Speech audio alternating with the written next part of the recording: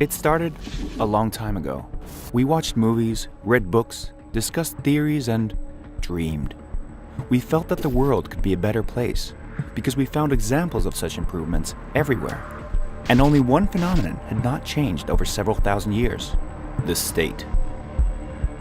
Those in power justify a representative democracy by explaining that without it, there are no instruments for expressing your civil position. That's a lie. Those in power only want to use it for prohibition and control. We want to transform the world in accordance with eternal values and advanced technologies. We want the state to be a system with an open source code to which every citizen can contribute and program according to their needs. We want to experience a direct democracy and other progressive elements that have become possible thanks to blockchain and other technologies. What if the state pays its citizens, not the citizens pay the state?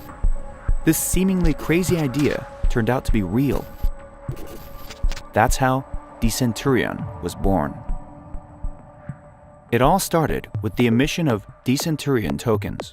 3 stages of emission are planned in total, with 10 million tokens distributed in each, with a total of 30 million tokens.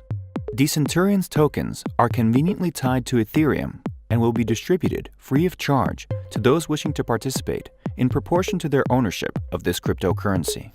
Each token is not merely a part of the Decenturion financial system, but a potential civil contract, which after activation becomes a smart contract that constitutes the relationship between a citizen and the Decenturion. It is a passport to a new world. Once a user becomes a citizen of Decenturion, they receive their very own personal lending page and a guide on competent economic activity that will lead them to substantial earnings. The possibility of earning is based on the fact that every citizen of Decenturion regularly receives free tokens from all startups that are hosting the Decenturion, proportional to the number of Decenturion tokens that the individual citizen holds. This will amount to 10,000 startup tokens. The citizen will begin receiving such amounts every 2 to 3 days. How is this possible?